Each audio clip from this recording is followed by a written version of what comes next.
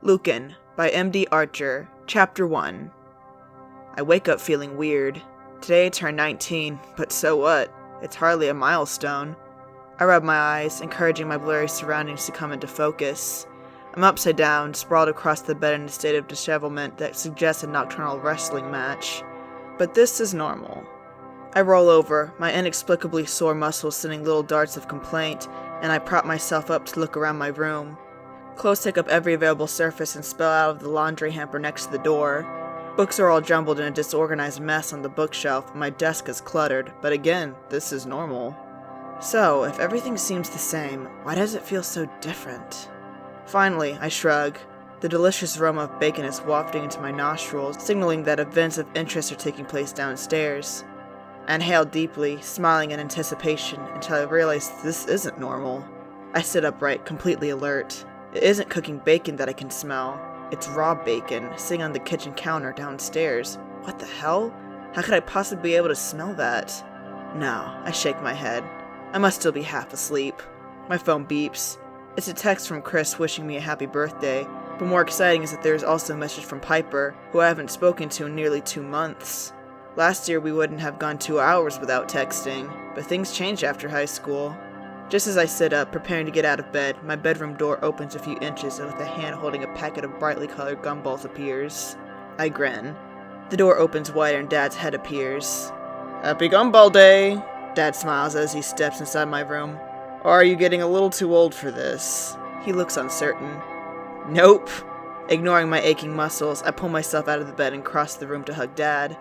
At age 7 3/4, there was nothing I wanted more than a gumball machine. I saw one in a movie, and for my 8th birthday, Dad came through.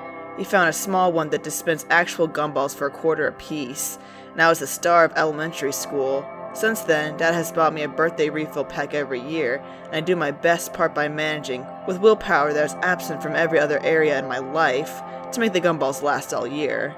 "Breakfast downstairs?" He holds up his phone with a rueful smile. "The boss just called." It's not even 9 a.m. Why is your boss such a... Dad stops me, giving me a cautionary look. "I'm sorry, Tamzin. Tomorrow, I'll do extra everything. Oh, and I'll give you your real present tonight." I have to wait all day? Dad sighs but relents, a grin tugging at his mouth. He digs into his pocket and pulls out a small box. A wide smile spreads across my face as I unwrap the present. Small, beautiful gold hoop earrings. "They're gorgeous. Thanks." I slip them on straight away and admire them in the mirror, ignoring the bags under my eyes. "You're welcome." He kisses me on the cheek. "I better go. Mom says happy birthday, and she'll see you tonight." "Sure," I say, still turning side to side in the mirror. "Don't forget, Tam, family dinner. Don't go off and do something else." Dad waves and disappears around the door. Do something else? Like what? With who? I gave Chris a pass for tonight. He has a big project due, and I don't exactly have a list of people clamoring to hang out with me. The reality of my life lands in front of me with a thump. Things were so different last year. Chris and Piper had organized a surprise birthday dinner for me just before the end of senior year with the whole group, and it had been awesome. Cut to this year, all I'm doing is having dinner with my family. Lame. In the bathroom, I adjust the shower temperature so that it's a little too cold and let the water pummel some life into me. Why do I feel so weird? I had a crappy night's sleep, for the last couple nights in fact. That doesn't explain the creepy sensation that I'm wearing someone else's skin. Am I just nervous about the meeting with the academic counselor today? I'm pretty sure she didn't ask me in to give me a diligence award. They didn't take attendance, but they did notice when you missed most of your labs. But who wants to feel like an idiot on a regular basis? Instead of getting dressed, I flop onto my bed a few more minutes, trying to come up with any reason why I could stay home today, but finally I wrench myself upright. I put on the jeans that are sitting on the top of my hamper and the least rumpled shirt that I can find. I squirm into my jeans and tuck up my shirt, wishing they fit me a little better. After pulling my hair up into a high ponytail and deciding that there was nothing else I could do about my face, bags, gray skin, tired eyes, I throw my phone, notebook, and wallet into my satchel. I head downstairs, my apprehension mounting with each step. Is it the meeting or something else? The kitchen bears the remnants of breakfast activity, an abnormal cereal bowl, the morning newspaper with the innards scattered across the table, and an empty pot of coffee. It is such a normal scene that it jars in contrast to the weirdness I'm feeling. I hover in the doorway, trying to work out why I feel so strange, and an immense feeling rises, peaks, and washes over me, making me giddy. It's like I'm on the verge of something. With a sudden urgency, I want to be outside. I need to be walking somewhere, doing something. As soon as I leave the house, I begin to feel more normal. The regular motion of my feet pounding on the concrete somehow smooths me, and the buzz of energy coming from the Marshall Street, the busy thoroughfare that leads downtown, makes me feel a little more lifelike.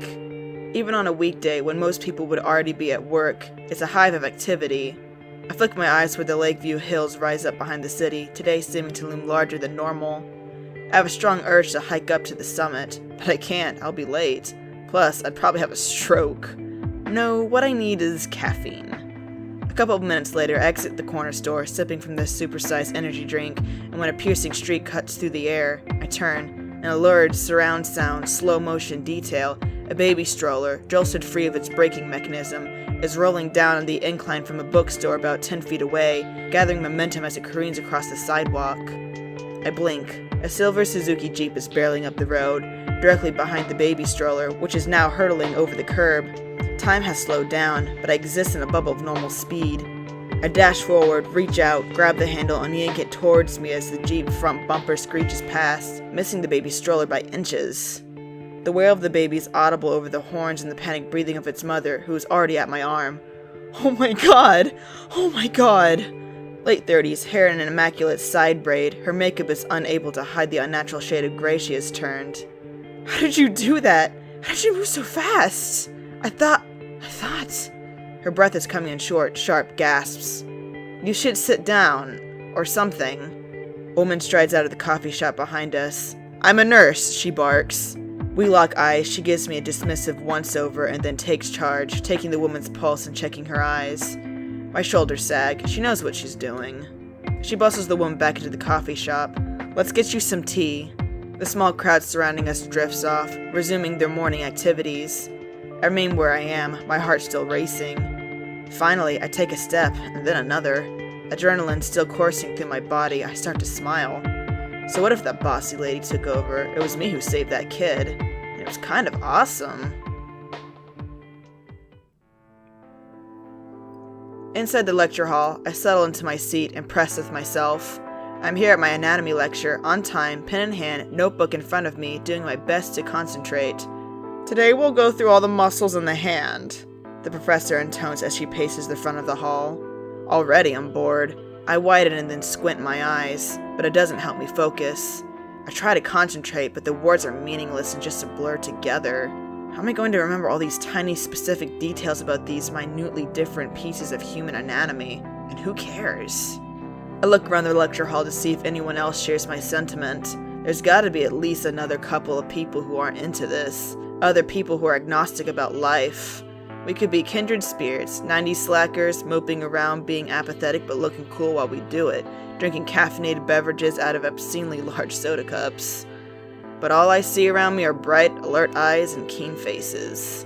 Slouching back in my seat, I retrieve the second can of energy drink I brought on the way here and chug back 2 long mouthfuls, letting out a silent burp.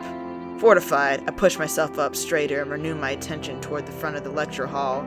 There are 2 broad classes of hand muscles. The extrinsic, which control the large crude movements like gripping, and the intrinsic, which are located inside the hand and are responsible for smaller, more refined functions. Nope, still boring. It usually is, but today is so much worse. The fatigue that I woke up with is returning, increasing at an alarming rate, threatening to engulf me completely. This is beyond boredom. There must be something wrong with me. Maybe I'm getting the flu? I finish the energy drink in one extended gulp. The girl to my right shoots me a pointed look and goes back to beavering away at her laptop, her disapproval obvious with every angry jab at the keyboard. What is she even typing? Isn't all this in the course book they gave us? I flick through the red spiral-bound harbinger of doom, but then close it and slump further down. I'm so tired. I don't know what to do with myself. Maybe a nap will help. I'll just close my eyes for a second. Ow! A sharp nudge in my ribs, delivered by the know-it-all next to me. You were snoring, she hisses. I look around. Several smirking faces confirm my little snooze did not go unnoticed. Embarrassing. I check the time. 15 minutes to go.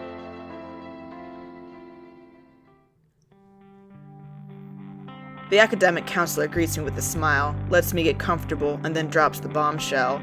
You're failing, Tamzin. I knew it wasn't going to be good, but failing? Happy birthday to me. She tilts her head, waiting for me to say something. Curly brown hair and glasses frame intelligent eyes and a kind expression. Should I be honest? Should I confess that I don't feel like I'm cut out for this? Tell me, Tamzin, why are you here? What do you want out of college? Why study anatomy, for instance? She presses. I'm not doing great in any of my classes, but I think anatomy might be the front runner for failing. I thought, I was thinking I could become a paramedic or something. Because when I was 9, I'd been dared to climb the top of the tallest pine tree of our street by the local miniature thug, Daniel Foster. I accepted the challenge. How could I not? And I did it. I got all the way to the top, but then I fell and broke my arm. By the time emergency services arrived, I was in a lot of pain and really scared. And they, a young, heavy-set woman and an older, wiry man, had been so calm and confident and so reassuring that I had known everything was going to be okay. They were my heroes. I want to help people, I guess, I mumbled. Well, an admirable endeavor, Tamzin, but you're going to have to work a lot harder. Subjects like anatomy, you can't wing them. You have to study and learn the details of the human body. There's no shortcut. I jiggle my knee. But what if I can't do that? What if I can't learn those things? So, if this is what you want, you're going to have to raise your performance by a substantial amount. You're going to have to do well with your next test as well in the final. When is the next test? I probably should know that. April 6th, she said. An eyebrow raise confirms that yes, I should know that. It's less than a week away. It's all in your course book, she sighs. You need to keep on top of this, Tamzin. You can get extra tutoring if you think you need it, but either way, you have to knuckle down. Uh-huh. You may instead decide that a different approach is better. I'm finding it difficult to meet her eyes, let alone answer her questions. It's up to you what you want to do, but you need to take some sort of action to change your current trajectory. I study my hands. I agree, but how? What should I be doing? Are you alright, Tamzin? Worried? I look up in surprise. It was like she said that aloud, but she didn't, did she? I must be projecting my thoughts onto her. Yeah, just tired. I stand, nearly knocking over the chair as I move backward toward the door. Counseling? Just one word, but again it appeared in my head, unhidden, like I was somehow accessing her thoughts. But that isn't possible. Sorry, gotta run. I grab wildly for the doorknob, my hand finally connecting with the metal, and wrench it open. Tamzin? Just outside our office, I nearly collide with the girl with an armful of books clutched to her chest. A sense of anxiety, stress, panic almost, slams into me, making me reel. What the hell? Is that me or her? Sorry, she says, wide eyes, trembling chin. I need help. I stare at her, frozen. I can't do this. Neither can I. I stumble out of the administration building and over the curb. As I wait to cross the road, I pull the course book out of my bag and flip through the syllabus. Can I drink enough caffeine to get through this material?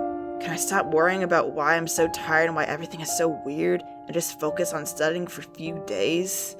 I run through the required readings and the material covered in the upcoming tests and stop in shock.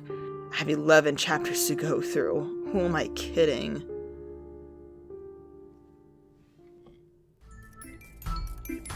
Hey everyone, thanks for listening. If you like what you heard and would like to hear more, please hit the like and subscribe button. If you so happen to find yourself with your own published book and would like to submit your first chapter for a free audio cover, just email me at ebonyclock@yahoo.com with your first chapter, book cover, genre, and a brief synopsis of your book. See you next time on Ebony Clock Promotions.